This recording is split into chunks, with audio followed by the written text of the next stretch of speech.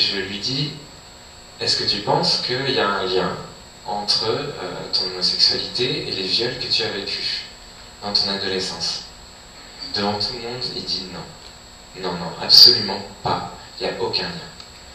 Alors, moi, autant je veux pas causaliser, autant là, nier à ce point, mais c'est devant témoin, alors que son bouquin c'est écrit dedans, lui il le dit devant tout le monde. Je trouve que là, il y a vraiment du déni, un gros déni sur le viol dans la communauté homo, qu'il faut que vous connaissiez, qu'il faut que vous sachiez. Alors, le temps d'une soirée, tout le monde a l'air sympa. On voit des couples, on peut voir des couples qui sont objectivement, enfin voilà, qui tiennent quoi, qui sont beaux, et le temps d'une soirée, on se dit, bah ouais, il n'y a aucun problème, enfin je vois pas de différence, c'est pas flagrant. Et c'est quand, sans même chercher la petite bête, c'est quand simplement on commence à vivre avec des personnes, alors nous tous de toute façon, hein, on est tous des blessés de la vie, il n'y a pas de famille idéale, il n'y a pas de famille, enfin il n'y a pas de personne qui n'a pas vécu de drame. Mais là, moi je parle de gros drames. Je parle vraiment du viol, quoi. Du viol et de l'inceste. Là, il suffit pas de creuser très longtemps pour découvrir le poteau rose chez les personnes homosexuelles. Et si elles l'ont pas vécu, ce qui est mon cas, moi j'ai pas été violée, en revanche, après, elles sont dans cette recherche-là. Donc moi je parle beaucoup en revanche du fantasme de viol qui est marqué. Et alors je vais vous montrer, parce que vous connaissez évidemment Mylène Farmer, et je voulais vous montrer une image qui montre le fantasme de viol qui est très marqué dans la communauté homo, c'est-à-dire que la féminité fatale, on adore. Moi, je m'identifie énormément aux drôles de dames, j'aimais bien les drôles de dames, et puis à toutes ces héroïnes qui courent dans une forêt, qui sont aux prises avec un méchant, et puis qui ont un super brushing, et qui sont belles même quand elles agressent, c'est-à-dire quand elles se vengent des hommes qui ont ou auraient abusé d'elles. Et la féminité fatale, c'est pas forcément une féminité de faiblesse, c'est aussi une féminité puissante et qui croque les hommes et qui se venge. Donc on aime la Catwoman. J'en ai parlé il n'y a pas très longtemps du motif de Catwoman dans les œuvres homosexuelles. C'est cette femme violée qui revient à la charge de ses agresseurs. Alors, Mylène Farmer, tout le monde dit ouais. Je comprends pas pourquoi elle est icône gay, je crois que ça doit être le mystère. Enfin, en fait, on cultive le mystère autour de Mylène Farmer. Personne n'explique. Alors, il y a des amis à moi qui font des sites sur Mylène en essayant de décrypter les paroles. C'est vrai que, enfin, je trouve ça juste merdique parce que c'est une analyse juste libertine. Je sais pas, l'Amstramgram, si vous connaissez la chanson, c'est bourré d'allusions, en fait, c'est très collège, c'est bourré d'allusions sexuelles, mais c'est pas ça, analyser Mylène Farmer, c'est pas dire, voilà, là, elle parle d'un tel, elle fait référence à tel tableau. Analyser Mylène Farmer, c'est aller plus loin, c'est aller dans le sens, justement, de ce qu'elle dit, et je trouve que si Mylène Farmer est icône gay, c'est parce que c'est la chanteuse qui a le plus joué à fond le rôle de la femme violée. Et dans toutes ses chansons, elle parle de la femme violée. Elle dit « Papa, ils ont violé mon cœur ». Enfin, elle parle tout le temps de la femme violée, elle se représente en poupée. Et puis, dans ses clips, elle montre un viol. Alors, je vais vous montrer qu'on voyait en 2009, placardé en grand dans les métros parisiens. Superbe affiche, hein, moi j'aime beaucoup. Si vous ne comprenez pas le viol, moi j'ai plus rien à faire. Jambes écartées, inanimées sur un parking.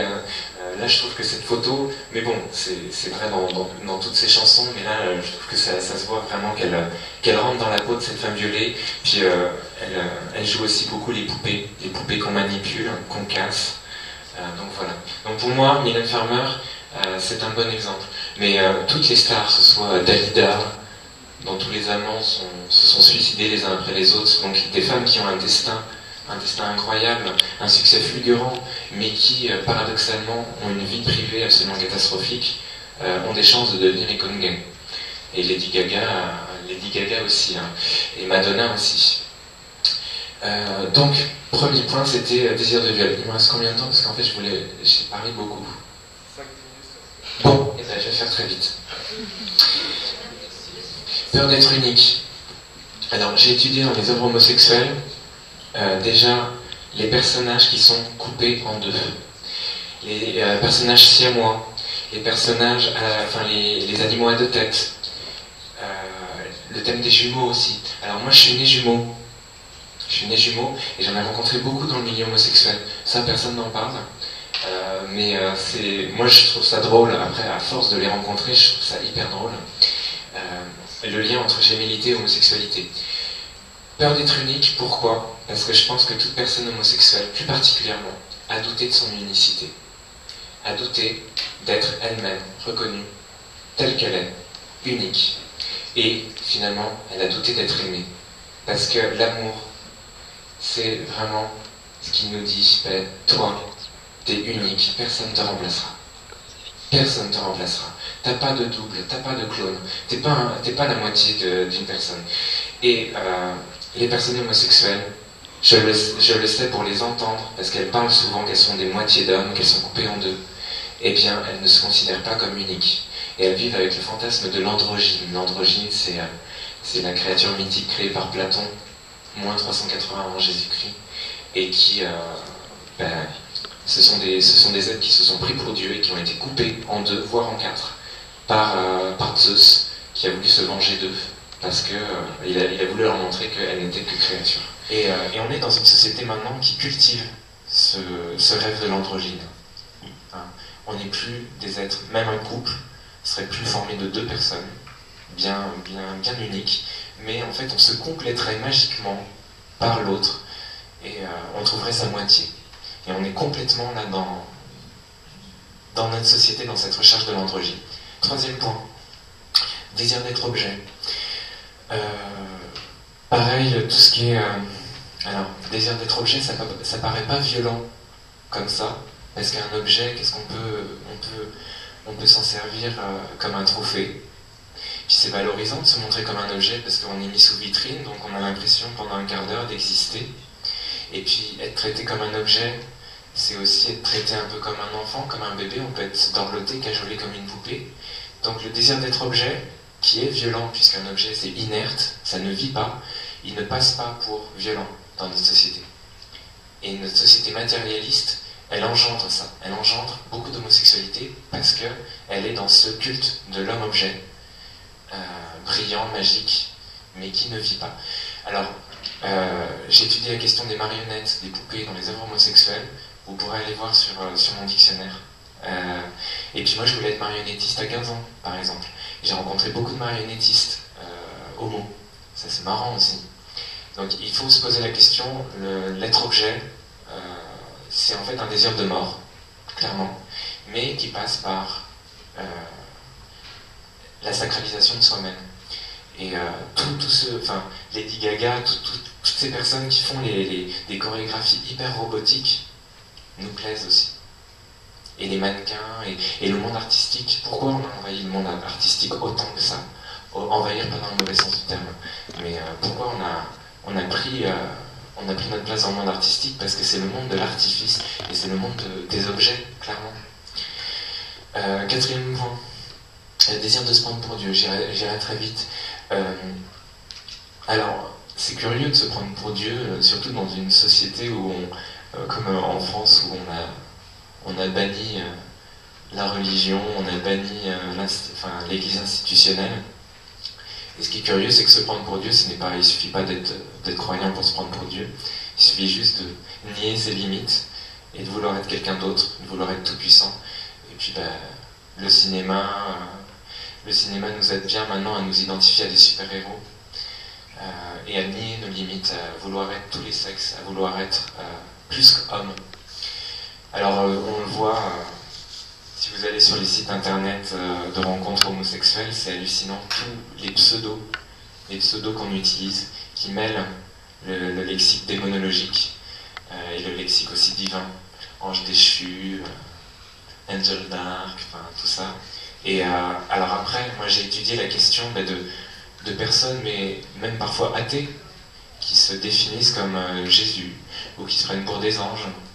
J'ai deux amis comme ça.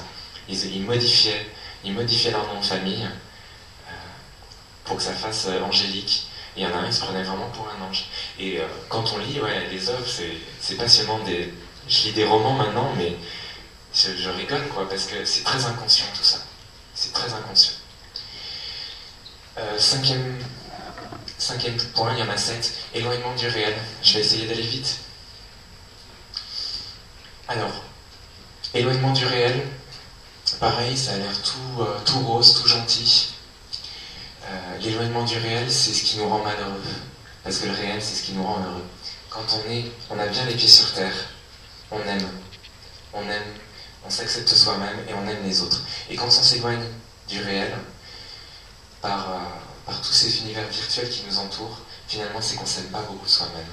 Et qu'on cherche à se fuir, et on cherche aussi à fuir les autres. Il y a un lien entre réel et amour. Pour moi, c'est très net. Alors, les sciences humaines, elles ont cherché à définir le réel. Elles se sont basées sur 3 rocs. J'aimerais que vous les reteniez si vous pouvez. Différence des sexes, différence des générations et différence des espaces. Quand ces différences-là, qui permettent la relation, elles ne sont pas respectées, généralement ça aboutit à des violences. Exemple, différence des générations. Pourquoi l'inceste, c'est l'interdit numéro 1 dans notre société? Pourquoi on ne peut pas coucher avec sa mère et pourquoi ça ne se fait pas? Pourquoi les mariages consanguins? Pourquoi ça, parce qu'on se rend compte que quand on ne respecte pas la différence des générations, une génération c'est 15 ans, eh bien, il y a de la consanguinité, ou alors il y a des affaires d'inceste, ou s'il y a trop de différences entre les partenaires. Pourquoi on tique? Parce que l'humain a des intuitions, elle observe le réel, elle a des intuitions sur ce qu'est le réel. Et le réel qui construit, le réel humanisant. Et quand on ne respecte pas ces différences du réel-là, mine de rien, eh bien, sur la durée, on se rend compte que ça aboutit à des violences. Pareil pour la différence des espaces. Quand les actes de voyeurisme, quand on lit le courrier de quelqu'un, pourquoi c'est violent? Pourquoi le vol, c'est pas admis dans notre société? Parce qu'on ne respecte pas la distance et on ne respecte pas la propriété de l'autre. Pourquoi, quand un pays envahit un autre, et en ne respectant pas la frontière, pourquoi c'est violent? Pourquoi ça aboutit à des guerres? Pareil, parce que la différence des espaces n'est pas respectée. La différence des sexes. Je trouve qu'elle est gommée aussi, de plus en plus dans nos médias, puisqu'on nous montre des êtres très androgynes, par la mode surtout, par le cinéma. Et on ne nous aide plus à accepter qu'on a un corps, qu'on est sexué, que la sexuation existe. Maintenant, on pourrait même choisir le sexe qu'on a. Et le couple homosexuel, lui, rejette la différence des sexes. Il la rejette, il ne la vit pas. Alors après, il peut la rejeter, il peut l'accueillir en amitié, mais il la rejette dans sa construction. Et ça pose problème. Ça pose problème, mais sur la durée. On ne s'en rend pas compte tout de suite. On s'en rend compte que la différence des sexes, quand elle est là, mais il ne suffit pas qu'elle soit là, parce qu'il y a des couples femmes-hommes qui ne s'aiment pas. Mais si en plus elle est couronnée par le désir, on se rend compte qu'elle aide le couple à perdurer. Non seulement elle ouvre sur la vie, avec la procréation, mais en plus elle aide à perdurer. Et les couples homosexuels, en n'intégrant pas la différence des sexes, ils s'éloignent d'une certaine réalité. Ce qui fait qu'ils ont plus de mal à durer. Parce que justement, quand on construit pas sur le réel, eh bien, c'est à coup de sentiments, c'est à coup de volonté, et c'est aussi à coup d'auto-persuasion que on construit son couple. Et c'est pour ça que c'est, pour moi, c'est une des raisons pour lesquelles le couple homosexuel, il y a plus d'infidélité. Et je sors pas ça de mon chapeau, j'ai des stats aussi, pour vous dire que il y a de l'infidélité beaucoup plus dans les couples homosexuels. Et pas que parce que la société ne les aide pas à perdurer. C'est parce qu'en soi, ils n'intègrent pas la différence des sexes qui est un des rocs du réel.